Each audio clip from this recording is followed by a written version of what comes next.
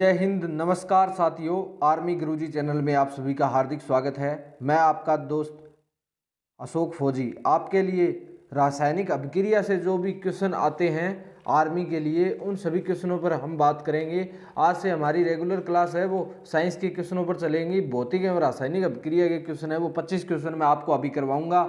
इसमें से आप कितने सही कर पाते हैं ये आप देखना। भौतिक परिवर्तन का एक उदाहरण है हवा में चांदी के बर्तनों का काला होना, मोमबत्ती का जलना, दूध में दही का मिलना या पानी में चीनी का घुलना। तो इसका सही आंसर होगा पानी में चीनी का घुलना। पहले का सही आंसर पानी में चीनी का घुलना होगा।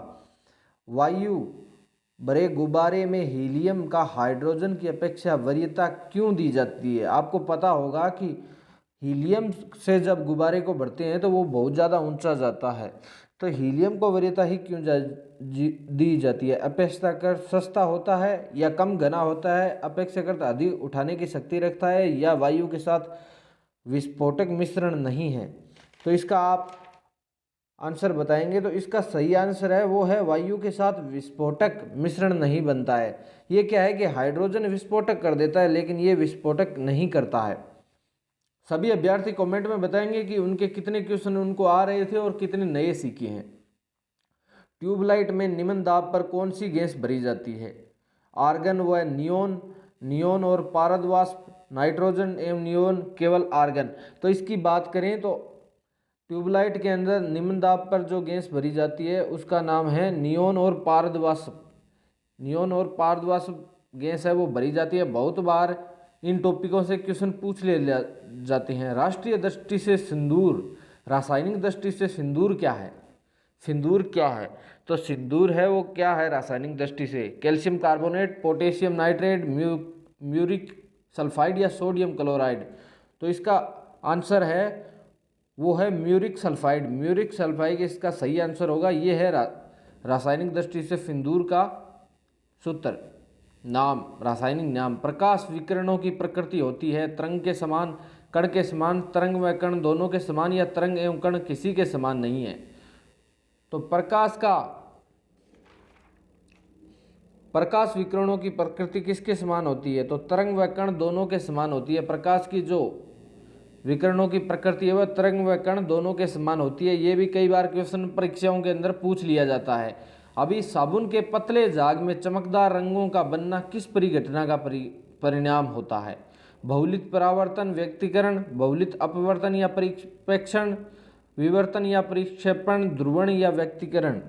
तो इसका आंसर सभी अभ्यर्थी बताएंगे बहुलित परावर्तन और व्यक्तीकरण। अगर आप 25 क्वेश्चनों में से 20 के भी क्वेश्चनों के आंसर दे जाते हैं तो मैं मानूंगा इस टॉपिक से आप क्लियर हो। इसमें से एक क्वेश्चन आता है वो भी अभ्यर्थी बहुत से गलत करके आते हैं।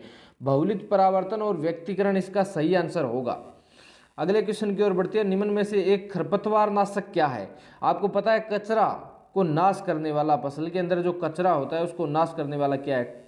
2,4-D, DDT, DDT, BHC, Aldrin.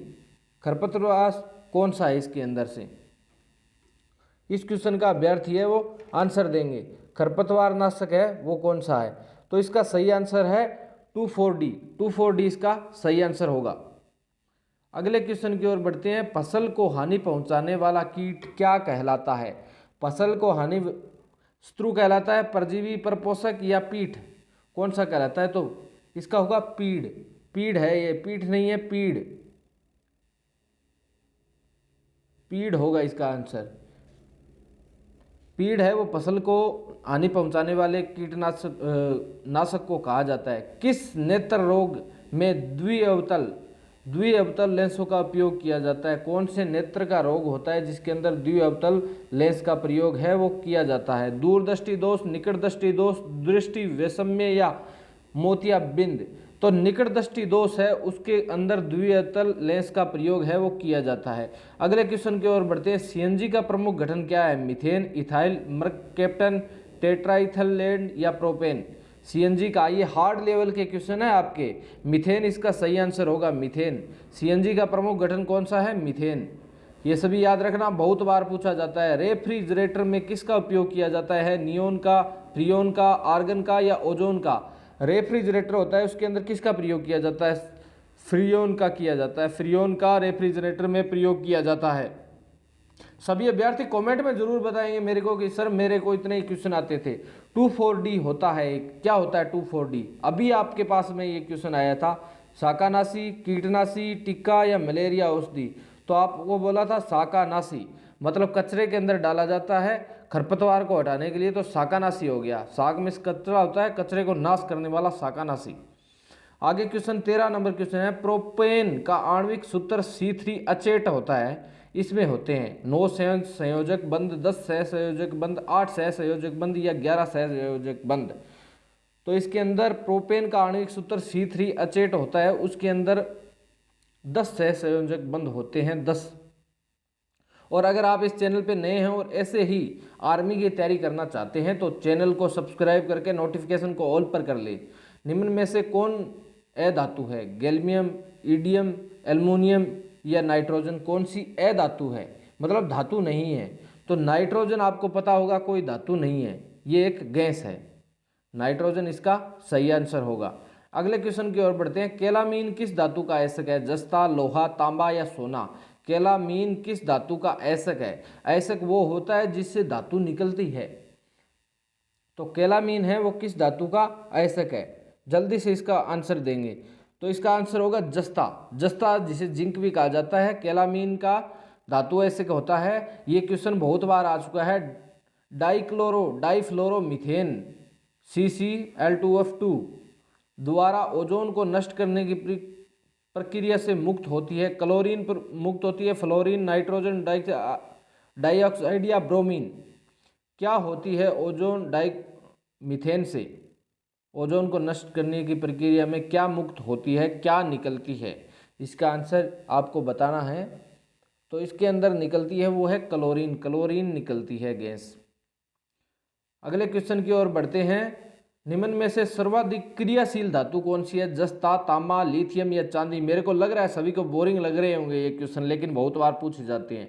सर्वाधिक क्रियाशील धातु कौन सी है? तो सबसे क्रियाशील इन धातुओं के अंदर जस्ता है, वो सबसे क्रियाशील धातु आता है। जिंक जल्दी क्रिया कर लेता है। ग्रेफाइट को इलेक्ट्रिकल आर्क द्वारा अक्रिय गैस में उपस्थिति में गर्म करने पर प्राप्त होता है। हीरा, वाटर गैस, फ्लोरीन या क्राउन ईथर? क्या प्राप्त होता है? ग्रेफाइट को जब इलेक्ट्रिकल लाइट के साथ में अक्रिय गैस की उपस्थिति में गर्म करते हैं तो क्या प्राप्त होता है हमें? ग्रेफाइट को जब गर्म करते हैं तो ग्रेफाइट को जब गर्म किया जाता है तो उससे हमें हीरा प्राप्त होता है। आपको पता है 3 अपर रूप है, वही प्राप्त होंगे, तो हीरा प्राप्त होगा। 19 नंबर क्वेश्चन है, संपीड़ित प्राकृतिक गैस CNG का प्रमुख घटक कौन सा है? एथेन, मेथेन, प्रोपेन या एसिटिलीन? ये बहुत बार क्वेश्चन पूछा जाता है, बहुत बार, और बहुत बार ही गलत करके आते हैं परीक्षा में जाते हैं। तो इसका आंसर होगा मेथेन। मेथेन है CNG का प्रमुख गठन, मेथेन होता है, मेथेन याद रखना। अगले क्वेश्चन की ओर बढ़ते हैं, निम्न में से कौन सा एक भौतिक परिवर्तन नहीं है? भौतिक परिवर्तन कौन सा नहीं है? जल का नमक में विलय होना, जल का क्वथनांक पर जल वाष्प होना, बर्फ के गलनांक पर जल का बनना, द्रवित पेट्रोलियम गैस का दहन? आपको बता दूं, भौतिक परिवर्तन वो होता है जो अपने आप होता है, एक तो पहली बात तो वही होता है, तो इसका भौतिक परिवर्तन नहीं है। तो द्रवित पेट्रोल का गैस का दहन होना ये एक भौतिक परिवर्तन नहीं है, ये हमारे द्वारा किया जाता है। लेकिन बर्फ के गलनांक पर जल का बनना ये एक भौतिक परिवर्तन है। जल का क्वथनांक पर जल वाष्प का बनना ये भी भौतिक है। जल का नमक में विलय होना ये भी भौतिक है। संपीड़ित प्राकृतिक गैस CNG का प्रमुख घटक कौन सा है? ये अभी प्रश्न पहले भी आ चुका है, तो इसका आपको पता ही है, मेथेन बताया था, मेथेन इसका सही आंसर होगा।